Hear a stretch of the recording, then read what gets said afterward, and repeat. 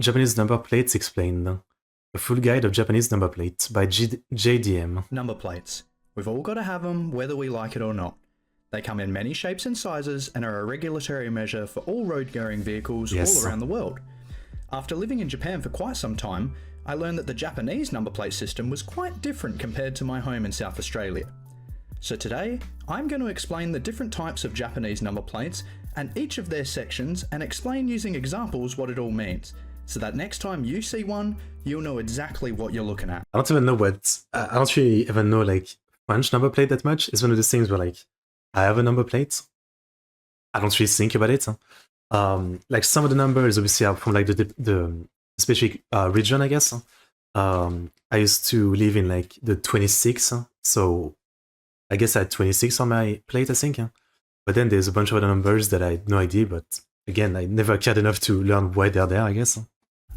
In Japan, there are two main types of vehicle classification: K cars and regular cars. Oh. K cars get a yellow plate with black letters, and normal cars get a white plate with green letters. But each of these plate types also has a commercial variant to indicate that the vehicle is not for private use. These are often seen on trucks, buses, taxis, etc. I see. In these cases, the colours of these plates are inverted. Commercial K cars get a black plate with yellow lettering, and regular cars get a green plate with white lettering. Aside from these two plates, there are two other exceptional number plates found within Japan. One is the kari number, or temporary number. This is a plate that is used if you want to drive a car that is not road legal temporarily. These plates have a strict limit of 3 to 5 days depending on the circumstance. They are often used with vehicles that are currently not roadworthy and need to pass a shucken inspection. I see. Often people will use these plates to drive to a mechanic to get their problems resolved, or to drive to the inspection. Damn, that's pretty crazy. They have a biannual mandatory roadworthy inspection. That's pretty crazy. Like in France, it's called le contrôle technique, so the technical control, I guess. And it isn't every year. It's I think it might be every 2 years or something like that.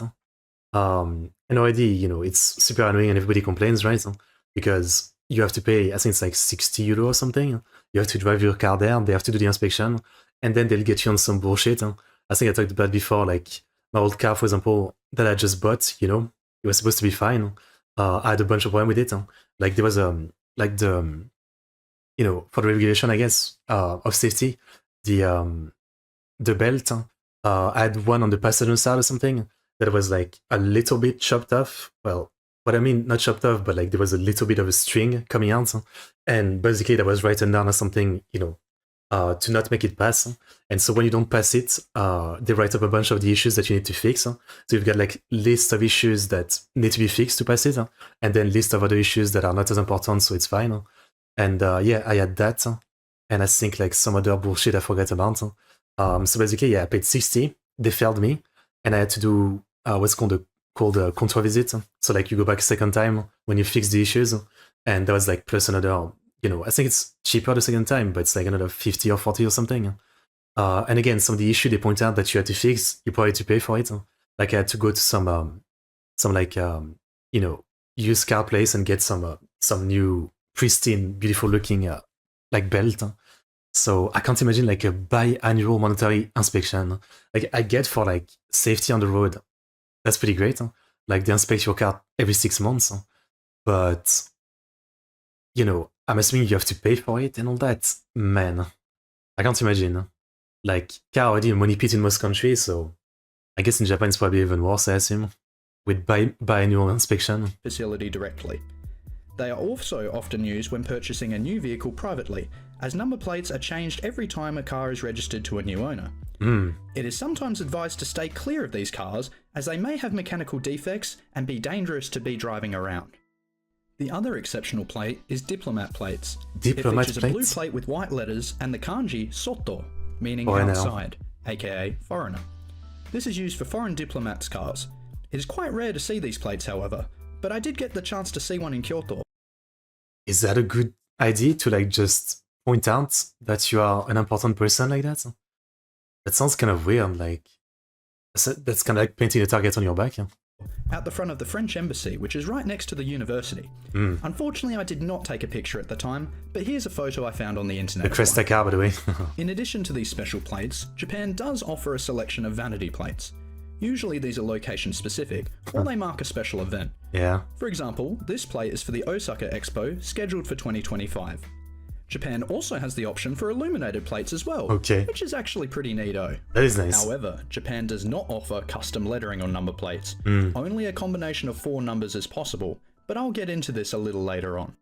Now that we've gone over the selection of number plates available, let's move on to the specifics of what is actually written on the plates.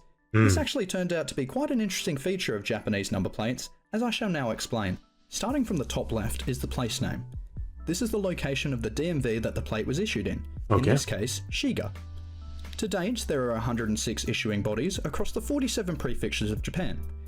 Interestingly, some people choose to register their cars in more desirable locations.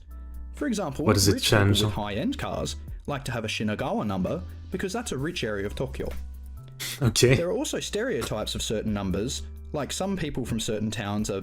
I mean, you're gonna drive all the way to somewhere else to get your car plates? Just so you can say, I got my car plates from there, but you're not even living there. That sounds a bit like loser attitude, I don't know. bad at driving or are very aggressive drivers. This is an interesting little cultural aspect I learned during my time in Japan. Next is the classification number. This is a series of 3 numbers. The first digit tells us the classification of the car. I've made a table here that shows what each digit means. Truck, microbus, Pause the passenger video and car. take a look if you're interested. Yeah, okay. For example, these 2 cars both have a white plate, but the Integra starts with a 5, indicating that it has an engine smaller than 2 litres, which it has a 1.8, so that checks out. Meanwhile, the Supra starts with a 3, indicating it has an engine larger than 2 litres, which it has a 3 litre, so this also checks out. This Land Cruiser and Hilux both start with a 1 because they're both classified as a truck, while police cars and other special purpose vehicles start with an 8. The final 2 numbers in the series are purely sequential and don't sport any kind of meaning. Okay. In the past, number plates only had 1 single digit in the classification, but in the early 1970s they ran out of combinations and had to start using 2 digits. By 1998, they again ran out of combinations, so they added a 3rd digit. This means that if you see a car with less than 3 digits, it's actually quite rare. For Yeah, the example, old I car. spotted this cappuccino at the cappuccino specialist shop, and it had only 2 digits. This is remarkable, because any time a car changes hands, it gets a new number. This means that you'll lose the 2-digit number if you sell the car. Oh, or so the buy a car with a wasn't for a long 2-digit time. number. That means that I this think in France, you don't, like, you can demand it if you want, but when you buy a new car, well, a used car from someone, right, you don't actually have to change the plate. Like, I know I didn't on my own, and a lot of people don't. So that's interesting, yeah. Like, I guess the plate thing is just tied to you, and sure, if you wanted to, like, say my car is actually from here, whatever region you live in, you could do that to have the correct numbers. Like, one thing I guess is, I remember, like, when I was young, often my mom would, like, just start, if there was, like, a bad driver or an annoying driver or something, she would look at the plate, look at the number, and say, oh yeah, they're a driver from that region of France, that's why they drive like shit. I guess some of the places have, like, a reputation like that. But at the same time, it didn't mean that the person inside was actually from that region. More than likely, they were literally from, where we lived, but they just never changed the plate, I guess. specific cappuccino But at least, like, I guess with the system in Japan, at least you literally know, yeah, like, where the person is from, with the little, like, name of where they, well, actually no, since he just said, like, you can, like, you don't have to choose where you live to get the name of the plate. You can go to somewhere else to get it. So yeah, I was gonna say, otherwise it would be pretty cool to just know where someone is from for real, if you have to change every single time. is likely still owned by the original owner. Take a look at these 2 numbers.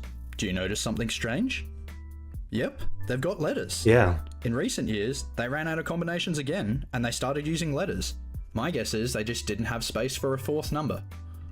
The next section is the kana text. Yeah, This again is quite an interesting one to note. It is G48. used to differentiate the numbers, but there are also certain kana that are reserved for certain types of vehicle. I have again prepared a table that outlines this. Business use. Interestingly, US military personnel living in Japan are the only ones that can get English kana text. Also, because of this classifier, it means you cannot simply rent a GTR, roll up to Daikoku PA, expecting to flex on everybody, because all the car people will know straight away that you're driving a rental. Damn. Of course, the remainder of the kana are also available to regular cars as possible combinations. Finally, we move on to the license plate number. This is a series of 4 numbers separated by a hyphen in the middle. Interestingly, if there's a blank number, it's marked with a dot. Although I have also seen 0 be written on it as well, and I'm not quite sure why. If you do happen to know why, please let me know in the comments, but I would say 99% of the time it is marked with a dot, and I very rarely saw a 0. Fair As enough. I previously mentioned, there's no way to get custom letters on your number plate, but you can pick your own number. This has led to some creativity in custom 69, numbers, 69, spelling out I mean. words phonetically. You have to do For it. example, You have to do Mirage it. has the number 3610. To us English speakers, we see nothing special about this number. Sanroku. But in Japanese, 3 is pronounced mi, 6 Oh. is pronounced roku, and 10 is pronounced ju. So the number plate kind of says miroju, or rather, mirage. It's a pretty cool play on words. Here's a table I prepared of some other examples that can be used to spell words. Exorcism. Good Now, night, because of these couple. phonetic spellings, some numbers are actually banned from being issued at all. I For assume. example, 42, or Shini. which means to death. Or 49, which is said as shiku, or to run over. That's a Definitely shame. one you probably don't want to have written on your car. So as you can see, Japanese So you number can't make plates jokes, are actually then. kind of fascinating. I for one am not a number plate nerd or a number plate spotter, but after spending quite a lot of time living amongst the car community in Japan, I couldn't help but find learning about Japanese numbers kind of interesting. Sure. And I hope you found it interesting too. Anyway, thank you very much for watching the video. I hope Very you found interesting, it I interesting and just say. informative. As always, if you enjoyed the video, please chuck me Very a like good. as it really helps small channels like mine grow. And Absolutely. Very interesting. At first I was like, do I really care about like Japanese plate? But I guess we learned a lot. Huh?